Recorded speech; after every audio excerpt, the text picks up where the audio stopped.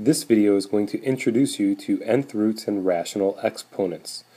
The goal is to evaluate nth roots using radical notation and rational exponent notation, and in another video we'll use nth roots to solve real-life problems.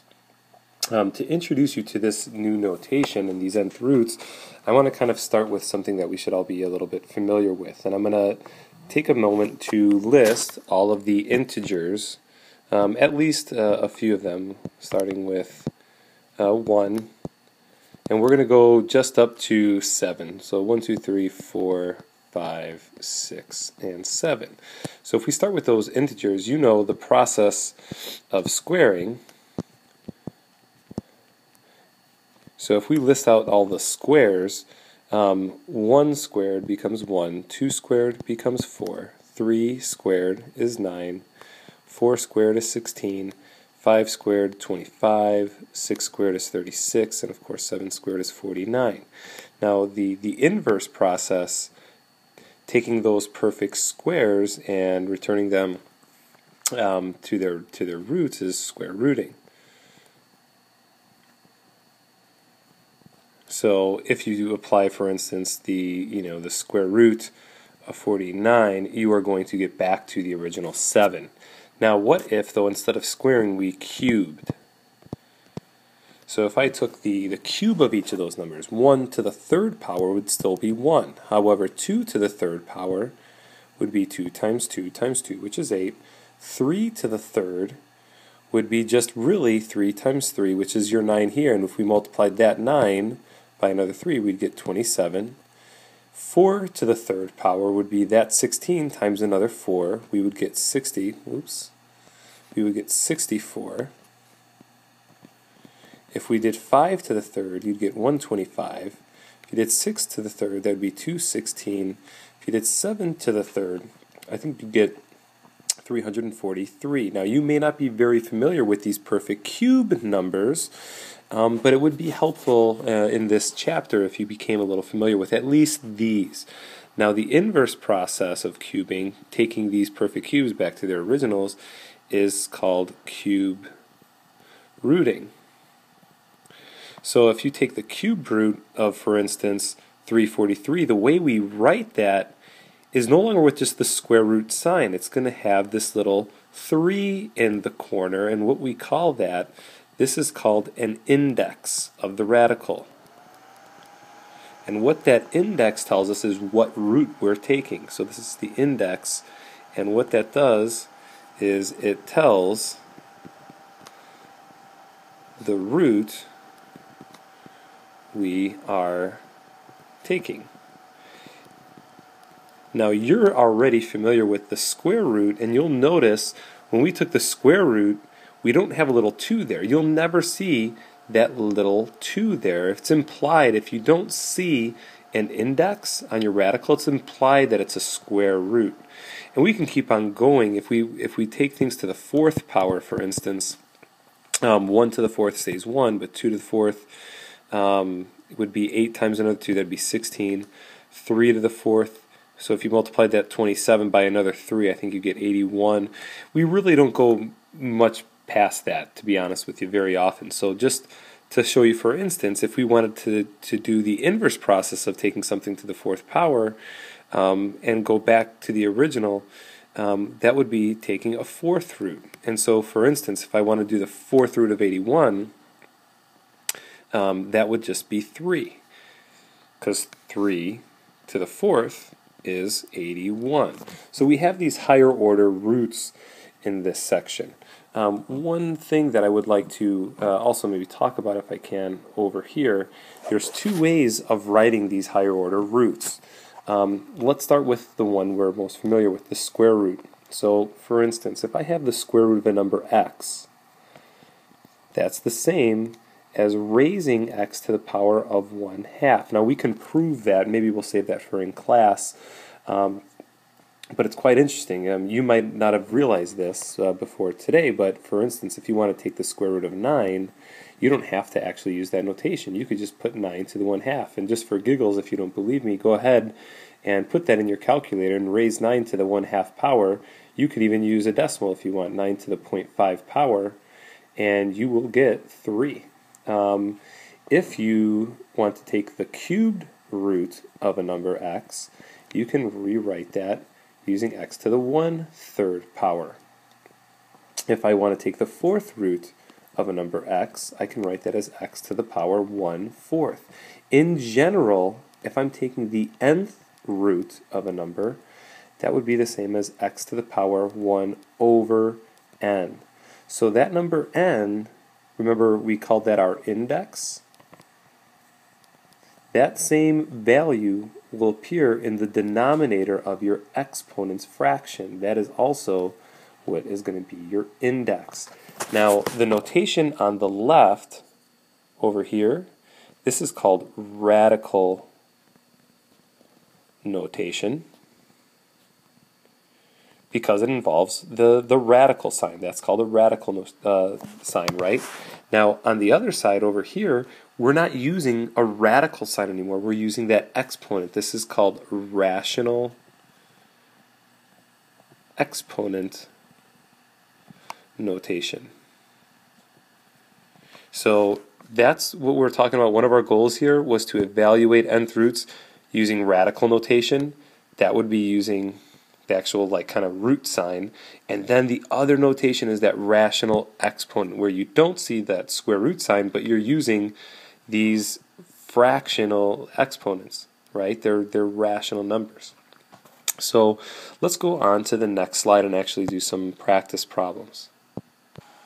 Okay, the first example says convert the following radical expressions into rational exponents. Now remember, when you see these radical expressions, that just means we should have a root sign in them somewhere, okay? Now, if I have the square root of 3, now it's not written there, right? You don't see a number there, but the index is really a 2. We're square rooting, so I know that I can rewrite this as 3 to the power of 1 over 2. It's just the same as 3 to the half. In part B, this is a little bit more sophisticated. Inside the parentheses, I'm taking the 5th root of x, and then I'm squaring it afterwards. So one thing you could do is the following. I can rewrite the 5th root of x using that rational exponent notation, and I know that index, that n value is 5. Let me erase that real quick so it doesn't interfere. Is 5. So I can write that as x to the power 1 over 5. That's the same as x to the 1/5 power. Now, we're still squaring here. And we learned last chapter, if you have a power of a power, we're going to multiply those exponents. And you guys know that when you multiply a fraction and a whole number, like 1/5 times 2, you can write 2 over 1. And of course, you multiply numerator to numerator and denominator to denominator. That would be x to the power 2/5.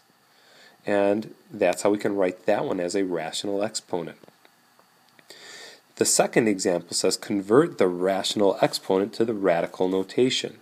So now we're doing the exact opposite, right? I'm giving you an exponent, and we now have to use that radical sign to write it. Now, the thing you need to always remember whenever you have a fraction as an exponent is that denominator, that is your index, right?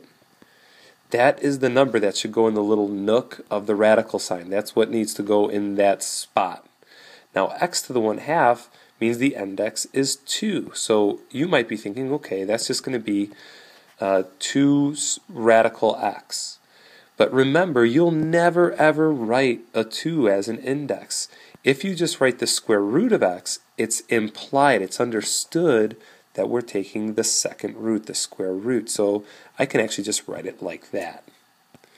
If you look at B, this is a little bit more interesting. If you think about it, this is very similar, right, to the last one we did up above where it was x to the 2/5. Remember here, the index is 5. So I know when I write this radical, it's going to be the 5th root. And so we have the index of 5. I'm going to place that in its spot in the radical. Now, 7 is what we're applying that root to, so that is our radicand. Remember, whatever's inside of the radical, that is called your radicand. Right? We talked about that in chapter 5, just a little piece of vocabulary. So if I ever say radicand, you know I'm talking about the number inside of the square root. So I'm going to have the fifth root of 7, and then what we're doing to that number is we're squaring it. Now, a little side note, it's kind of interesting. You might be wondering, is that the same as if I were to do the following? Can I have the fifth root of 7 to the second like that? What if I wrote it like that? And it turns out this is okay only if your radicand is greater than or equal to 0. Okay, if it's negative, if you had a negative radicand, you wouldn't be able to do that. So, for example, think about it. If you were doing, let's say, I had the, you know what? Maybe it's not the greatest idea to get into it in this video. We'll maybe talk about that in class if we have a little bit of time. But just know that if you have a positive radicand, and we usually will be dealing with positive radicands, you could write that either way. We just would have to be careful if it's negative, and we'll get to those cases later. Let's see another couple of examples. Okay, now let's talk about a couple properties. Let's let a to the 1 over n be the nth root of a, and m be a positive integer. If I have a to the 1 over n to the mth power, that is the same as a to the m over n.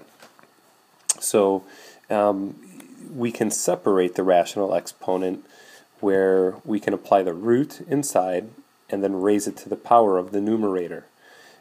Similarly, if I had, let's say, a to the negative m over n, you guys remember what we did with negative exponents in the last chapter. If you had a negative exponent, you would drop it down to the denominator if it was in the numerator. So a would go downstairs, and now the exponent would be positive m over n. Right? We're just making the exponent positive. What I can still do then, if I wanted, is to separate that rational exponent and apply that root 1 over n to a, and then raise it to the power m. Okay, so essentially, once we drop that guy downstairs, we were using that same property from above to get here. So how can we use this to evaluate expressions with rational exponents? Now, you can do this without a calculator. This is kind of interesting. If I have 9 to the 3 over 2, what I'm going to do is split up that exponent, and I want to write this as 9 to the power 1 over 2 first, and then raise it to the power of 3. So the key is always take that numerator and put it on the outside and apply first the root. Because if the numbers are nice, you're going to be able to evaluate this. Guys, don't forget, 9 to the 1/2 is exactly the same as the square root of 9, right? It's just asking, what is the square root of 9? So what you could do is, all right, 9 to the 1/2, you know, is just the square root of 9. That's 3. So I can rewrite the inside as 3, and now I just need to raise it to the third power. And I know that 3 times 3 times 3 is 27. So I've evaluated that crazy 9 to the 3 over 2 power is really just 27. Let's do one more example that might be a little bit scarier at first glance. Notice how it's a negative exponent. Every time I have a negative exponent, I like to throw it downstairs. So I have 32 to the positive 2/5 power. That's key. You never want to work with the negative exponent to start, so I'll make it positive. Then I'm going to do the same exact thing I did in part A, where I'm going to separate that exponent 2/5. So I'm going to write this as 1 over, of course, 32. Now I want to apply the root, which is the 1/5 power, on the inside. And then remember, we always took that exponent 2 and put it on the outside. So always put that numerator on the outside. So I have 32 to the 1/5. Guys, that's like asking for the 5th root of 32. Now you may not be familiar with this at this point, but if you have a 5th root, you have to realize you're thinking of what number, when I raise it to the 5th power, gives me 32. This number x better be pretty doggone small, because you're multiplying it to itself 5 times just to get 32. Obviously it can't be 1 to the 5th because that would just be 1. But 2 to the 5th is a possibility. And if you think about it, 2 times 2 is 4, times another 2 is 8, times another 2 would be 16, times another 2 is 32, and there's your 1, 2, 3, 4, 5 2's. So I know that the 5th root of 32 is just 2. Guys, the inside, 32 to the 1/5, is just 2.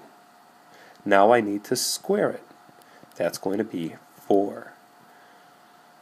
Let's do a few more examples. If you have to approximate with a calculator, it's actually not too bad. Let me pull up the calculator. Before I use the calculator, I always find it easier to plug in these nth roots using the rational exponent notation. So I know that, okay, this is my index. It's going to be 5 to the power of 3 in the top, and that index, remember, always goes in the bottom. So this is the same as 5 to the 3/4 power. The way you want to put this in, guys, is 5 raised to the, in parentheses, 3/4. So the calculator knows that that entire rational number, 3/4, is your fraction. Try this with me in your calculator. Whether it's scientific or graphing shouldn't matter. You're going to plug it in the same way. So I'm going to do 5 raised, oops, what's going on? It probably helps if I turn it on. 5 raised to the power, in parentheses, 3/4. And I get a smaller number than 5. I get 3.34. So let's go ahead and write that down. That's going to be approximately 3.34. And if you think about it, that kind of makes sense. If you have 5 to the first, let me see if I can write that again. 5 to the first, you know, of course, is 5, right? And if it was 5 squared, you'd get 25. Well, we just calculated what 5 to the 3/4 is. It makes sense, if I can write a fraction, if it makes sense that it's going to be less than 5, since 5 to the first is 5, we're taking a smaller part of 5. We're only taking 3/4 of 5. So it's going to be 3.34. So it just knows to have an idea of what type of number you're going to get out from your calculator in case you type something in incorrectly. So using your calculator can be pretty simple. The last thing I want to show you guys, and let me get rid of the calculator because I don't think we need it at the moment, is how to solve an equation using these nth roots. And it's actually pretty handy to use nth roots to solve equations. So let's go ahead and look at A. When you're solving using nth roots, it's kind of like solving using any square roots. You always want to isolate the power first. So the power here is really x to the 4th. I got to get rid of that 2, so I'm going to divide by 2. When I do that, I get x to the power 4 equals 162 divided by 2 is 81. Now what I'm ready to do is take the 4th root of both sides, and there's 2 ways of writing this. Some students like to write it as a rational exponent, so I can raise both sides to the 1/4 power. That's 4th rooting. And it's kind of neat because you can see if you multiply 4 times 1/4, you get the power of 1, and that's what you want. You want x to the 1st. You, of course, don't need to write that 1 if you don't want, but it's really just x. Now what you have to do is figure out what is 81 to the 1/4. And if you know your perfect powers of 4, you would know that 3 to the 4th is 81. So this actually works out to be nice. The answer is 3. However, if you left that as your answer, you would be half correct because there's another answer that would work.